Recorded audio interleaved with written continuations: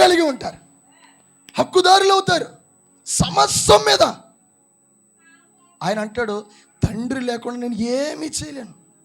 తండ్రి నేను ఏకమై ఉన్నా, తండ్రి నేను ఏకమై ఉన్నా. కానీ కొంతమంది తండ్రి నీవు ఏకమై ఉన్నావు, తండ్రి నీవు ఒకటేలాగా ఉన్నావు, తండ్రి అభిషేకం నీ అభిషేకం ఒకటే, తండ్రి మాట నీ మాట ఒకటే, తండ్రి గుణాలు నీ గుణాలు ఒకటే, తండ్రి స్వభావం నీ స్వభావం ఒకటే, తండ్రి నీవు ఒకేలా ఉన్నారు అన్నప్పటికీ చాలామంది ఏం చేస్తారంటే నేను పాపిని, నేను పాపిని, నేను పాపిని పాపిని అని వారికి ఏం చేసుకుంటారంటే దాన్ని బ్రేక్ చేస్తారు. కుమారుని అభిషేకం బ్రేక్ చేసుకుంటున్నారు. ప్రార్థన చేసినాడు ఏమంటారు, నా అంత దుష్టుడు ఎవరు లేరయ్యా, నా అంత ఎవరు పాపి లేరు, పురుగునయ్యా, పురుగునయ్యా, పురుగునయ్యా నేను అంటారు. ఒరు నువ్వు కుమారుడు రాను కుమార్తెవే. ఆమేన్.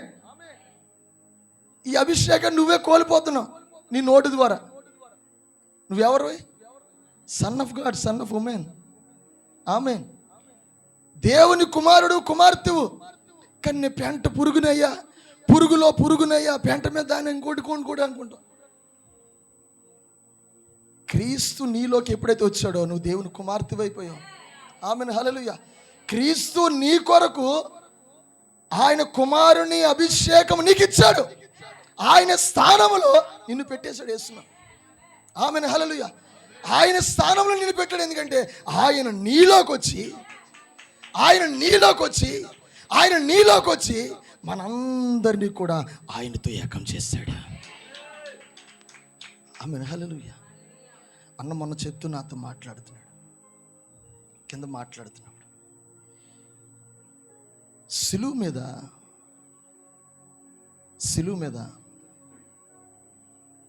ఆయన 4వ మాట ఉంటుంది కదా, నా దేవా నన్ను ఎందుకు చేయి విడిచి. ఈ మాట అన్న ఎక్కడ చెప్పు, నాకు కింద చెప్పు, నాకు మైండ్ గుర్తులేదు. నాతో అన్న చెప్తున్నాడు ఏమంటే, యేసుక్రీస్తు ప్రభుంట ఈ హక్కులు ఇవన్నిటికంటే దేవునితో ఉన్న ఆ యొక్క ఎడబాటును తట్టుకోలేపారు ఒక్క క్షణం. అయితే తండ్రి ఉన్న అభిలాష ఏంటంటే, ఈ ఎడబాటు లేకపోతే, ఈ గ్యాప్ రాకపోతే ఈ పిల్లలైన వారందరూ కూడా నాతో ఏకం కాలేరు. దేవుడంట, యేసుక్రీస్తు ప్రభు దేవునితో తండ్రితో ఒక్క క్షణం ఎడబాటుని జీర్ణించుకోలేకపోతున్నాడు. మనకి కొన్ని యుగాల నుంచి, మనం కొన్ని రోజుల నుంచి, కొన్ని సంవత్సరాల నుంచి తండ్రి ఎడబాటులను మనం జీవిస్తున్నాం.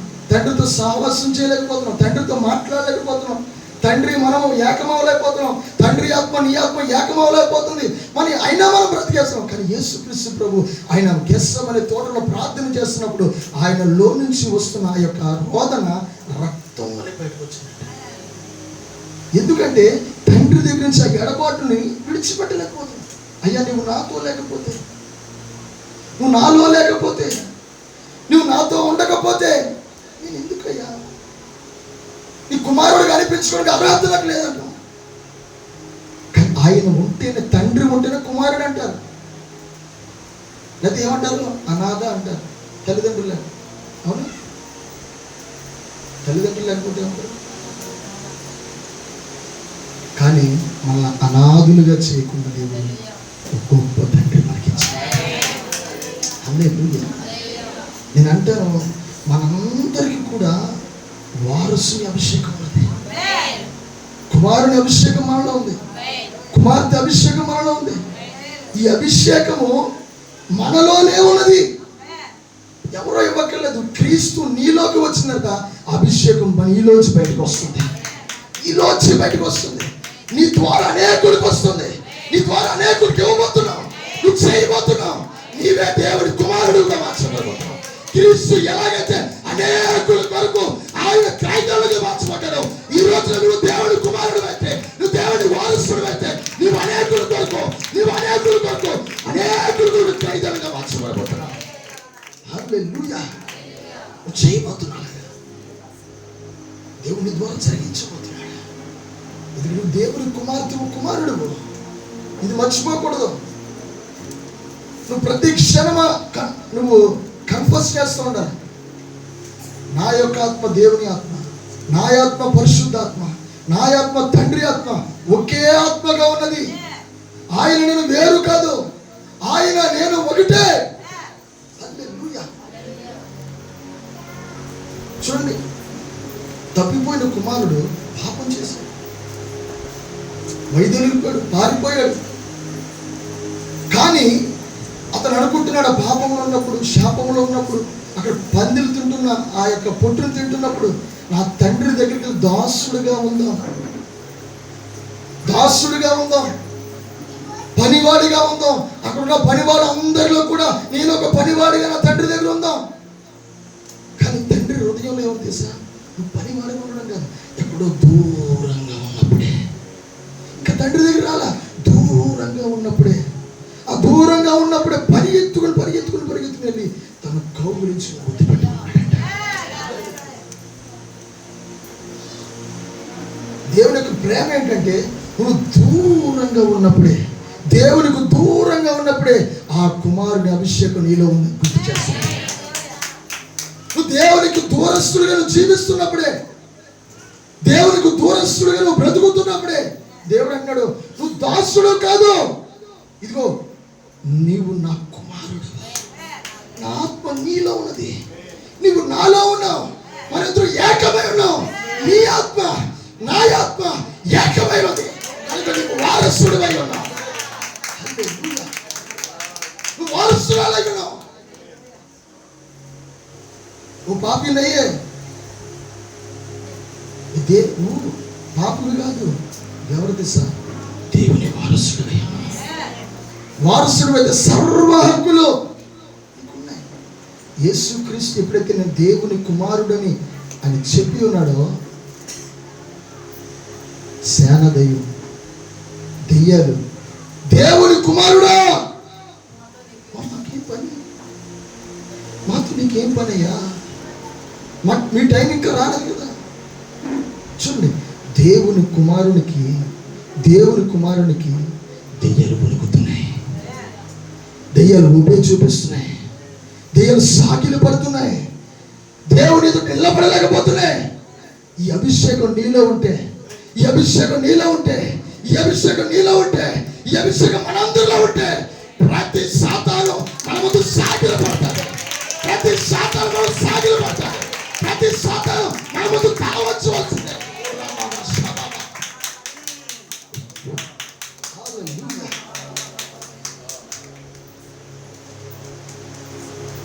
ప్రకటించాడు దేవుని కుమారుని. ఆయన ఎక్కడ కూడా నేను దేవుని కుమారుని కాదని ప్రకటించాను. ఆయన నోరు విత్తే ప్రతి మాట, నా తండ్రి నేను ఏకమై ఉన్నా, నా తండ్రి నేను ఏకమై ఉన్నా, నా తండ్రి దగ్గర విషయాలు నేను నేర్చుకుని బోధిస్తాను, నా తండ్రి లేకుండా ఏమి చేయలేను, నా తండ్రి నేను ఒకటే ఉన్నాను, ఇదిగో తండ్రి నేను ఒకటే ఉన్నాను, తండ్రి నేను ఒకటే ఉన్నాను. ప్రతి క్షణము తండ్రి నేను కనపరుస్తున్నాడు, తనలోంచి కనపరుస్తున్నాడు. ఈరోజు నువ్వు కుమారుడు కుమార్తె అయితే నీలో ఉన్న తండ్రిని కనపరుస్తూ ఉండాలి, నీలో ఉన్న తండ్రిని కనపరుస్తూ ఉండాలి, లోకానికి చూపిస్తూ ఉండాలి. దేవుని శక్తి ఏంటో నీ ద్వారా లోకానికి చూపిస్తూ ఉండాలి. హల్లెలూయా. సాధారణంగా బ్రతకడానికి దేవుడిని ఏర్పరచుకోవాలా, సాధారణంగా బ్రతకడానికి ఇటు పంపించలా, ఇలా తిరగడానికి సెక్షన్ జరుగుతున్నాడు బయట తిరగడానికి ఇటు పంపించలా, లోపల పడుకోవడానికి పంపించలా, పైన ఉండడానికి పంపించలా, దేవునితో సహవాసం చేయడానికి పంపించాడు. ఎందుకు తీసుకొచ్చినప్పుడు ఆయన ఆత్మచేత ఆయనతో ఉండడానికి. ఈ 5 దినాలు నా కుమార్తె ముఖముని చూడాలి, నా భారమంతా కుమార్తెలకు కుమారులకు పంచాలి అని ఇక్కడ తీసుకొస్తున్నాం. మనం ఏం చేస్తాం, చిన్నగా తిరుగుతూ ఉంటాం, సెక్షన్ జరుగుతుంటే అటు ఇటు తిరుగుతూ ఉంటాం, మనకేం పట్టినట్లుగా అలా లోకంలో తిరుగుతూ ఉంటాం. సెల్ ఫోన్ చూసుకునే వాళ్ళు కొంతమంది, మాట్లాడుకునే వాళ్ళు కొంతమంది, అనాలోచనగా ఉండే వాళ్ళు కొంతమంది, లోకంలో ఉన్న అవన్నీ గొడవ నా మీద ఉన్నట్టు ఆలోచనలు కొంతమంది, ఎక్కడెక్కడ వాటి అన్నింటిని తలపోసుకుని ఇక్కడంతా మైండ్ ఏమో ఆబ్సెంట్ అయిపోతుంది, ప్రెసెంట్ బాడీ ఏమో ప్రెసెంట్గా ఉంటుంది. ఈ 5 దినాలు తండ్రితో సహవాసం చేయాలి, తండ్రిని పూర్తిగా నింపేసుకోవాలి. పూర్తిగా ఆ హక్కును తీసుకోవాలి. పూర్తిగా హక్కును తీసుకోవాలి. 33.5 సంవత్సరాల్లో అది ఏనాడు కూడా తండ్రితో బాట్లేడండి. ప్రత్యక్ష తండ్రి నేను ఏకమై ఉన్నా. అదే లోకానికి కనపరుస్తున్నాడు, అదే లోకానికి చూపిస్తున్నాడు. ఆయన ఏమయ్యాడు తెలుసా? కుమారుడైతే ఆయన వారసుడిగా మార్చబడ్డాడు. వారసుడైపోయాడు. వారసుడంటే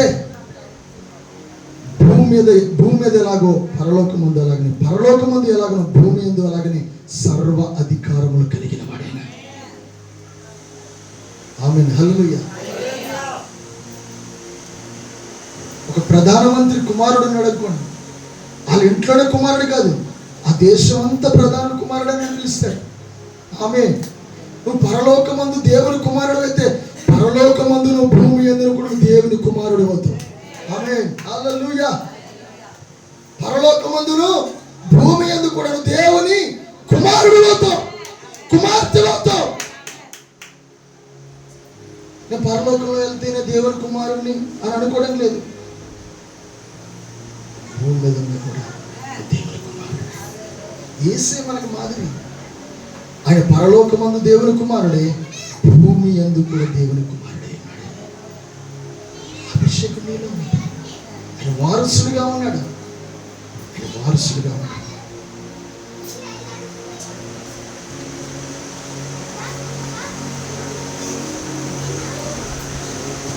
బైబిల్ గ్రంథంలో నానా రకాల పరిచర్యలు ఉన్నాయి. ఎఫెసీ పత్రికలో తీయొద్దు కానీ దాంట్లో 5 రకాల పరిచర్యలు ఉంటాయి. 1 అపోస్తులు, 2 ప్రవక్తలు, సువార్థికులు, కాపరులు, ఉపదేశకులు. ఈ 5 పరిచర్యలు. ఈ 5 పరిచర్యలు ఎప్పుడైతే కుమారుని అభిషేకం నీలో వస్తుందో, ఈ మాట గుర్తెట్టుకున్నా, కుమారుని అభిషేకం నీలో ఉందని ఎప్పుడైతే గుర్తిస్తావో ఈ 5 పరిచర్యలు నీ ద్వారా జరిగిస్తాడు. ఇది నేను ప్రవక్తనే, నేను అపోస్తునే అని ఆగిపోతాను. ఎప్పుడైతే దేవుని కుమారుని యొక్క అభిషేకం నీలోకి వస్తుందో, నీలో ఉందని నువ్వు గుర్తిస్తావో, నీలో నుంచి అది బయటకు వస్తుందని గుర్తిస్తావో, ఈ 5 పరిచర్యలు నీ ద్వారా లోకంలో జరుగుతాయి, సంఘంలో జరుగుతాయి, నీ కుటుంబంలో జరుగుతాయి. ఈ 5 పరిచర్యలు నీలోనే ఉన్నాయి. నువ్వు ఒక ప్రవక్తవే కాదు, నువ్వు ఒక అపోస్తువే కాదు, నువ్వు ఒక ఎవాంజలిస్ట్ కాదు, నువ్వు ఒక కాపరు కాదు, ఒక ఉపదేశుడు కాదు. ఈ 5 పరిచర్యలు నీలో ఉన్నాయి. హల్లెలూయా. కుమారుడు ఈ 5 పరిచర్యలు చేశాడు. అదే కుమారుని అభిషేకం నీలో ఉంటే ఈ 5 పరిచర్యలు నీలోంచి బయటకు వస్తాయి.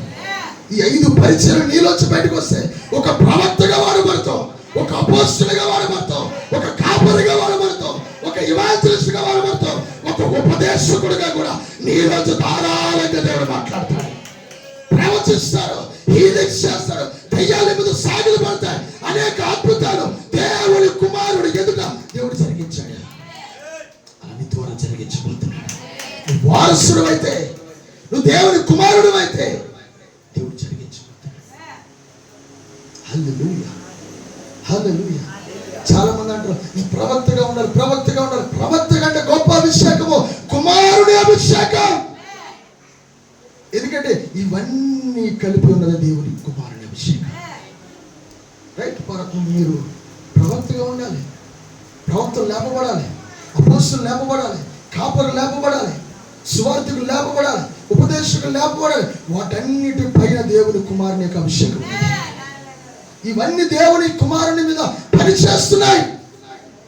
ఆమేన్, హల్లెలూయా. నీకు తెలుసా యేసుక్రీస్తు ప్రభు ప్రవచించాడు. యేసుక్రీస్తు ఒక అపోస్తునిగా ప్రకటించాడు, ఒక కాపరిగా ఉన్నాడు, ఆయన ఒక ఉపదేశకుడిగా ఉన్నాడు, ఒక సువార్థికుడిగా కూడా ఉన్నాడు. ఇవన్నీ క్రీస్తులో ఉన్నాయి. క్రీస్తును పొందుకుంటే అవన్నీ నీలో ఉంటాయి. హల్లెలూయా. అవన్నీ క్రీస్తును పొందుకుంటే వాటన్నిటి మీద నువ్వు నీ ద్వారా దేవుడు జరిగిస్తాడండి. వాటన్నిటి నీలో హక్కు ఉన్నది అవన్నీ చేయడానికి. నేను ఒక ప్రవచనమే చెప్తాను అంటే లేదు. నీ ద్వారా అన్ని జరగాలి. నువ్వు సంఘాలు కట్టాలి, నువ్వు ప్రాఫెసీలు చేయాలి, చనిపోయిన వారు లేవనెత్తాలి, రోగులను లేవనెత్తాలి, ఆమేన్, సువార్త ప్రకటించాలి. ఇవన్నీ కూడా నువ్వు ద్వారా జరగాలి. ఇవన్నీ మన ద్వారా జరగాలంటే కుమారుడు కుమార్తె అభిషేకం మనలో ఉండాలి.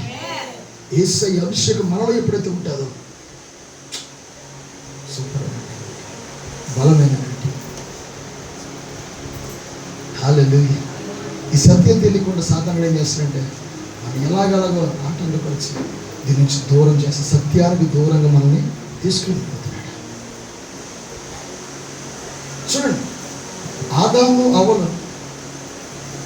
అవలు దేవునితో కలిసి ఉన్నప్పుడు రోజు కూడా ప్రతి సంధ్య పూట దేవుడు వచ్చేవాడు, వారితో కలిసి మాట్లాడేవాడు, వారు కలిసి హత్తుకునేవారు, నడిచేవారు, పాటలు పాడేవారు, డ్యాన్స్ చేసేవారు.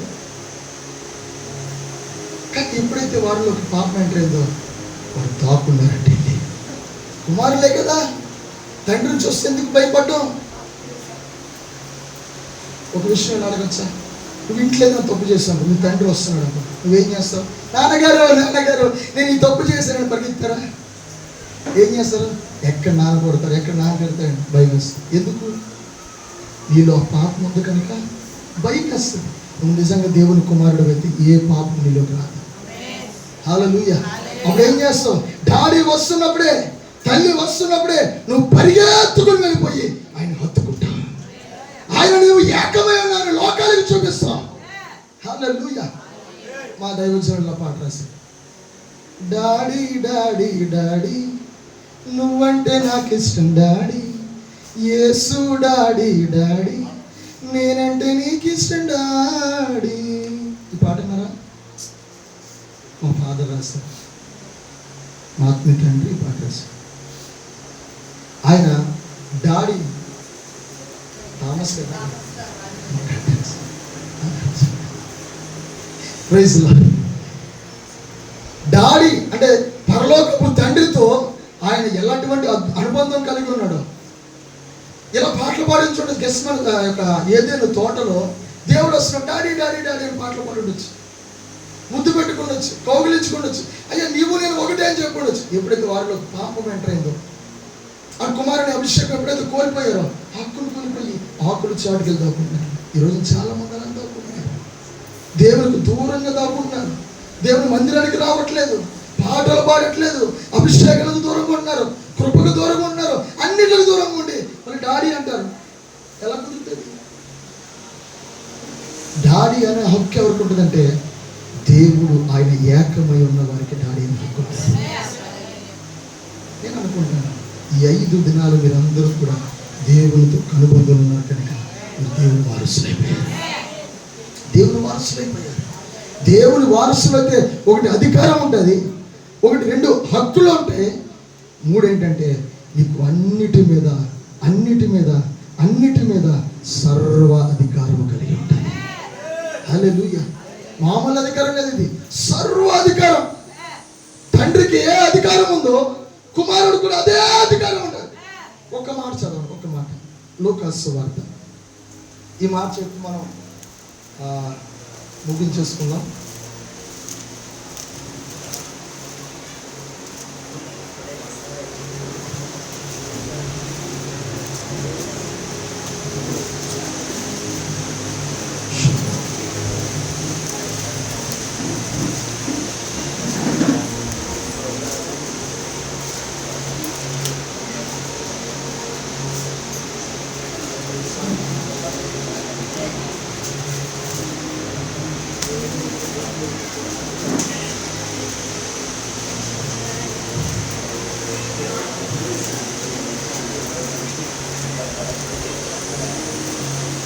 సార్ చదువు. లూకాసు వార్త 10వ అధ్యాయం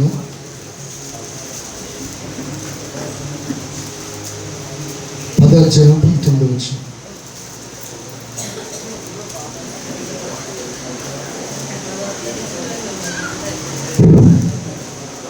లూకాసు వార్త 10వ అధ్యాయం 19వ వచనం చదవండమ్మా. ఇదిగో పాములను త్రేళ్లను త్రొక్కుటకు శత్రు బలమంతటి మీద, ఆమేన్ హల్లెలూయా.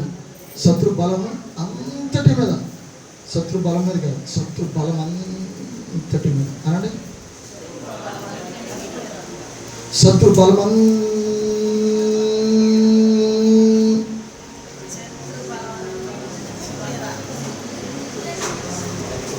నేను అలా చెప్తాను. అలా ఎవరు కూడా స్పందించట్లేదు. మీరు అలా చెప్తున్నప్పుడే అధికారం వస్తుందమ్మా. శత్రు బలం అంటాం. శత్రుని జ్యోతులకు బలం. సాతారాన్ని నల్లగా ఉంటాడు, నేను తెల్లగా ఉంటాను కనుక కాదు. అలా చెప్తున్నప్పుడే మీకు అధికారం వస్తుంది. మీ చేతిలో ఒక అధికారం తీసుకుంటారు. మీరు చెప్పట్లేదు. అయ్యో చెప్పండి. శత్రు బలమం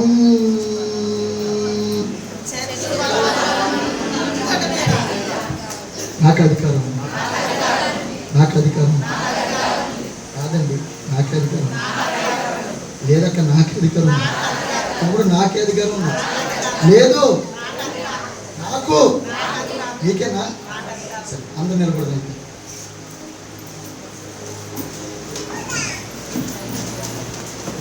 నిజంగా మీరు కుమార్తెలైతే, నిజంగా మీరు కుమారులైతే దేవునికి వారసులుగా మీరు ఉన్నారు.